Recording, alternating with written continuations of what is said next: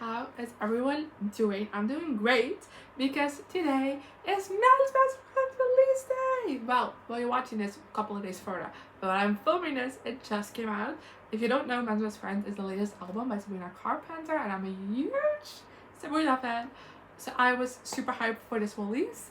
So I'm very excited to talk to you about it. Like always, I'll first be going down each song and telling you what I think of it, then doing my overall thoughts on the album, and then giving you my top 3 because I always think it's so much fun to capture that. So I hope you do as well.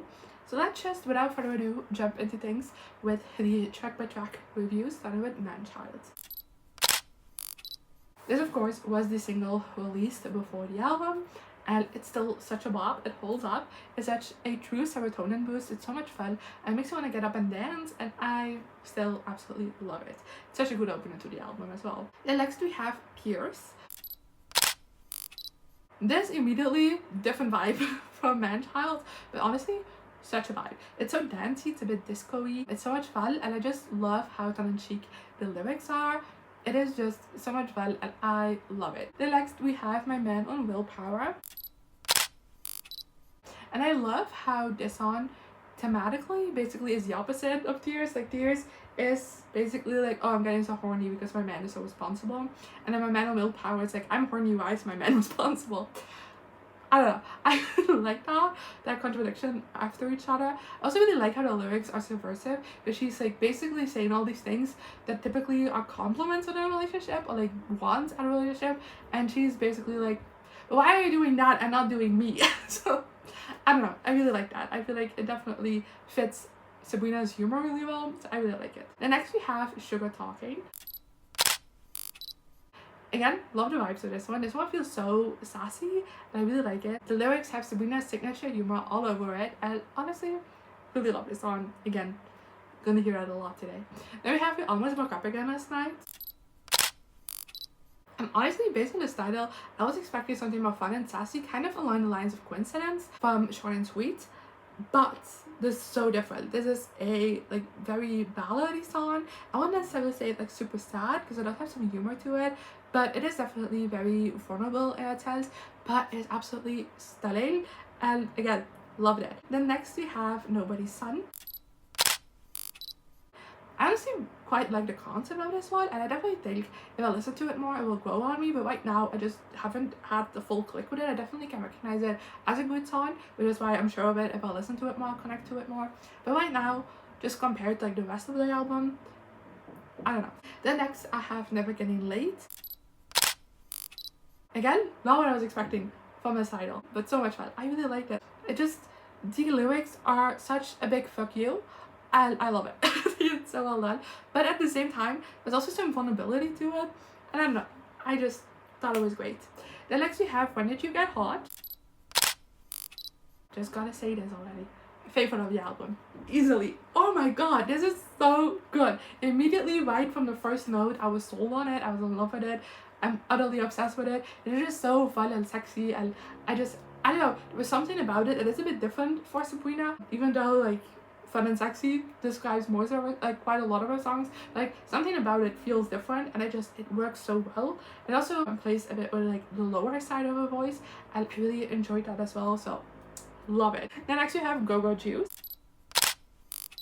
And honestly, Sabrina's ability to combine fun and vulnerability, sadness into one song is unmatched, and this is like a perfect example of that, because the whole song is basically about drinking to forget about your shitty exes. So it is kind of sad in nature, but something about this song is just like so fun and a beat, and I don't know, a blast to listen to. And then when you listen to the lyrics you're like, oh wait.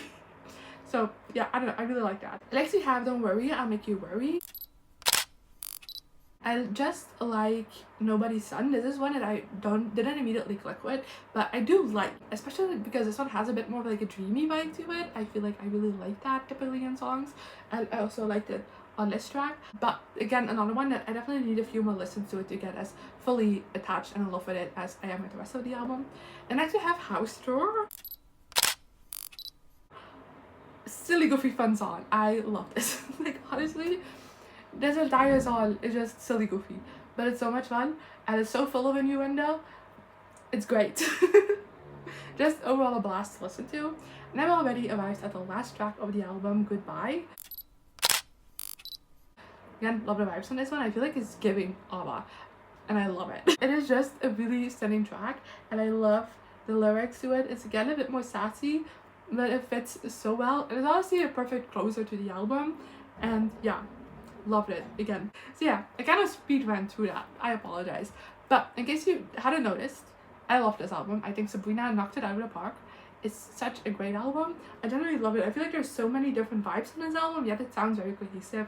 Like it's a mix of like country and disco and like R&B, but it works so well. Like all of the different influences that Sabrina has in her life, musically, you can very easily tell in this album. Like it is all there, but yet she makes it work to make it sound like a cohesive album, not just like a mix of things.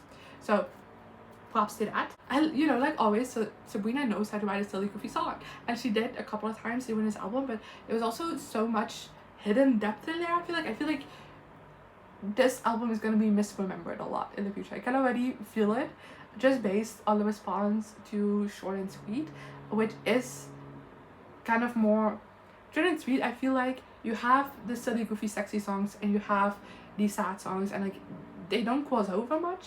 The only one that kind of feels a bit like crossover, which is gonna make it any harder, which is on the deluxe, but that technically is a sad song that is just full of innuendo, so most people take it as like a sexy song when it isn't.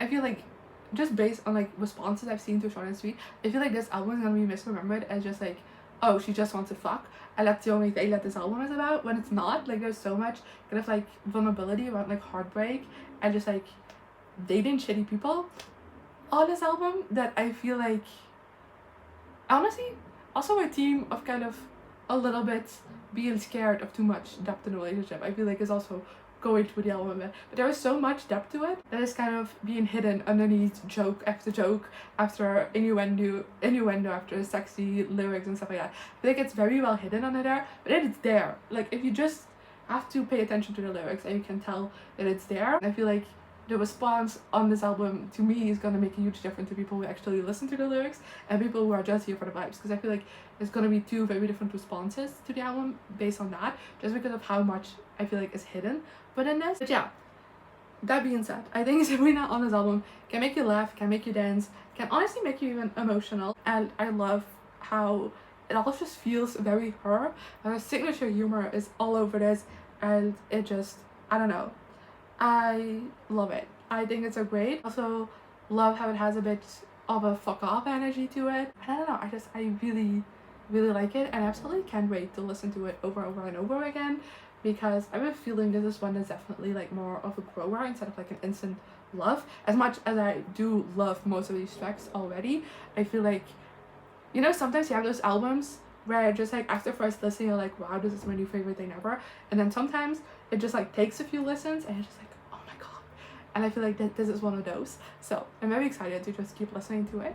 But yeah, let me give you my top 3, because I always think after first listen my top 3 can sometimes be very different than if I sit with an album for a while. So I think it's fun. Of course, making these videos are always on first listen, but I always think it's fun to give you a top 3. So for me, at spot 3 we have House Store, on 2 we have Tears, and on 1 When Did You Get Hot. So as much as I talked about how I do like the hidden vulnerability in this album, I picked the 3 songs that don't really have that. So yeah, let me know in the comments what you thought of this album, and definitely you leave your top 3 as well. I always think it's so interesting how differently perceive albums and how everyone has different favorites. So I'm very curious to see your top 3 as well. So leave it in the comments, and hopefully I'll see you next time.